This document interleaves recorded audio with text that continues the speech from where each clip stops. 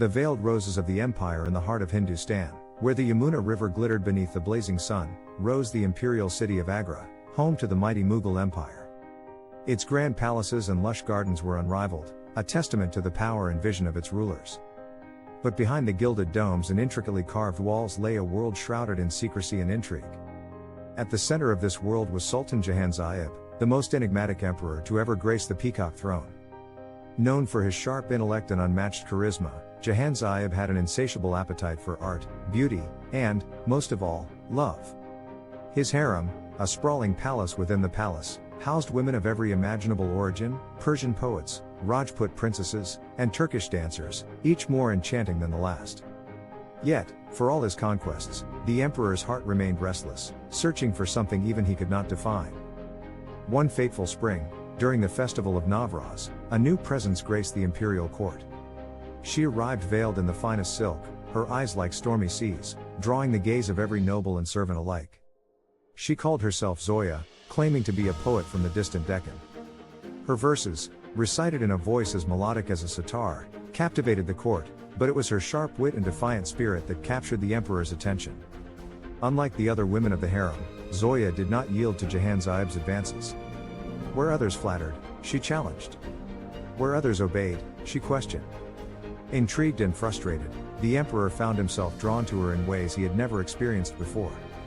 He began to seek her company, inviting her to private poetry readings and midnight walks in the moonlit gardens.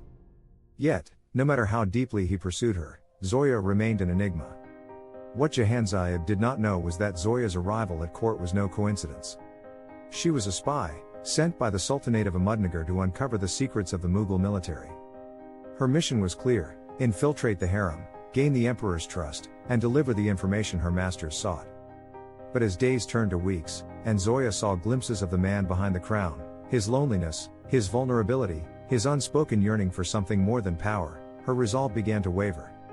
Meanwhile, Zoya's presence in the harem stirred unrest among its residents. Jealousy brewed like a storm as alliances were forged and betrayals plotted. Chief among her rivals was Gulbadan, the emperor's favorite concubine, who saw Zoya as a threat to her influence. Gulbadan conspired with court eunuchs and rival nobles to unmask Zoya's true identity, setting in motion a chain of events that would shake the empire to its core. As Zoya navigated the treacherous waters of the harem, she found herself torn between her duty to her homeland and the growing feelings she could no longer deny. The emperor, too, faced a dilemma. His obsession with Zoya had begun to cloud his judgment, leaving him blind to the conspiracies brewing in his court. Noble factions plotted rebellion, rival sultanates prepared for war, and whispers of betrayal reached the emperor's ears too late. When Zoya's secret was finally uncovered, the court erupted in chaos. Accused of treason, she was brought before the emperor in chains, her once melodic voice now silent. Jahanzaib, torn between love and duty, faced the most agonizing decision of his life. To spare her would be seen as weakness, inviting rebellion and scorn. To condemn her would mean losing the only woman who had ever truly understood him. In a dramatic turn, Zoya herself offered a solution. She proposed a trial by ordeal, a centuries-old tradition where the accused's fate was left to divine intervention. If she survived, it would prove her innocence.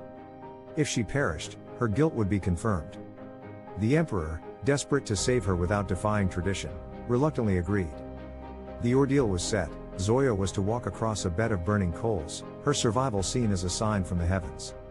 On the day of the trial, the entire court gathered to watch. As Zoya stepped onto the coals, her eyes met Jahanzaib's, a silent exchange of love and regret passing between them. Each step she took seemed to last an eternity, her fate hanging in the balance. When she reached the end unscathed, the crowd erupted in gasps and murmurs. Divine intervention had declared her innocent, but the trial had come at a cost. Zoya, weakened and broken, collapsed into the emperor's arms. In that moment, Jahanzaib made a decision that would change the course of his reign.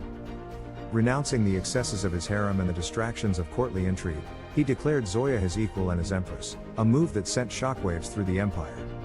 Together, they embarked on a new chapter, one marked not by conquest but by the pursuit of justice and unity. Though their love was born of deception, it became a beacon of hope, proving that even in the darkest of times, redemption was possible. Thus, The story of Sultan Jahanzaib and Empress Zoya became a legend, a tale of love and sacrifice that echoed through the ages, reminding all who heard it that even the most powerful of rulers were, at their core, human.